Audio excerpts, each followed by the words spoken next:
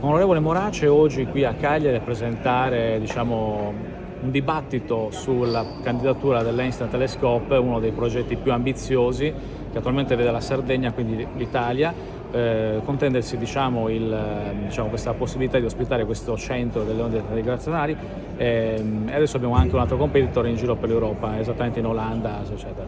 Quali sono secondo lei le possibilità per la Sardegna di riuscire a ospitare un progetto così ambizioso in una terra che storicamente ha problemi infrastrutturali abbastanza importanti?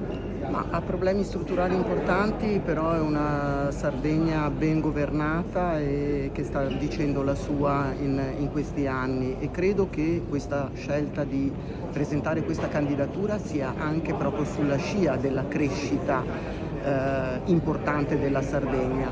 Questo è un progetto fondamentale, anche perché non si tratta di un telescopio normale, ma si tratta di un osservatorio sotterraneo questa candidatura ha delle ripercussioni sotto l'aspetto del lavoro, cerchiamo sempre di non fare andare via i nostri giovani dall'Italia, dalla Sardegna, dalle zone da cui vanno via, e questa è una di quelle. Quindi questo progetto può rappresentare qualcosa di importante per la Sardegna, per l'occupazione, e a livello internazionale, a livello europeo è importante investire sulla ricerca. Lei a Bruxelles è sempre molto attenta sul tema dei diritti, valori civili, democratici. C'è però un tema di fondo in Europa dove alla fine si parla con una certa narrazione di valori di diritti, proprio alla fine anche nell'ambito della cooperazione internazionale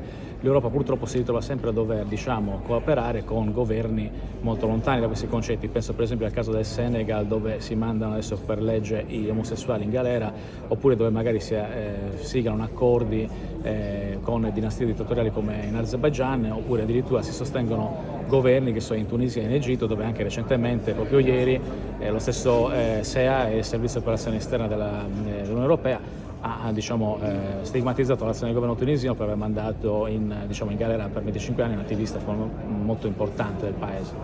Sì, ma anche il governo italiano non sta facendo niente per brillare nell'argomento, anzi siamo andati incontro a delle restrizioni. Di certo il governo Meloni non è un governo che sostiene i diritti della comunità LGBT.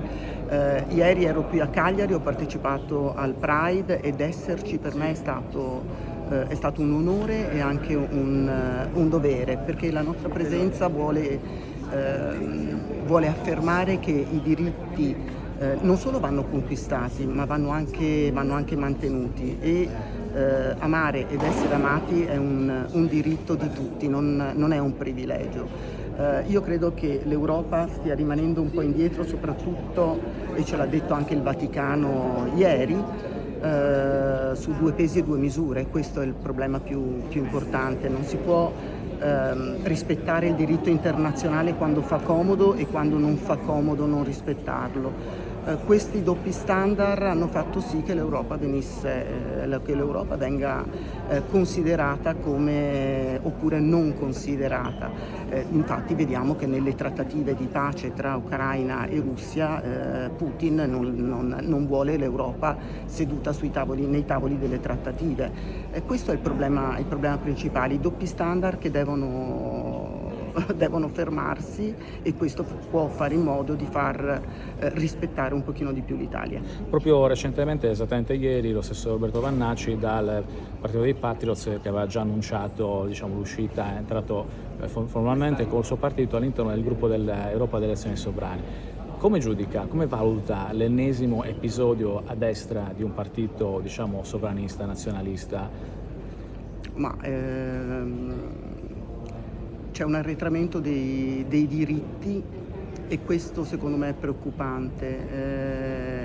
Poi sappiamo quali sono il modus della destra, sono metodi violenti e di prevaricazione e di disuguaglianza, per cui io lo vedo con grande preoccupazione.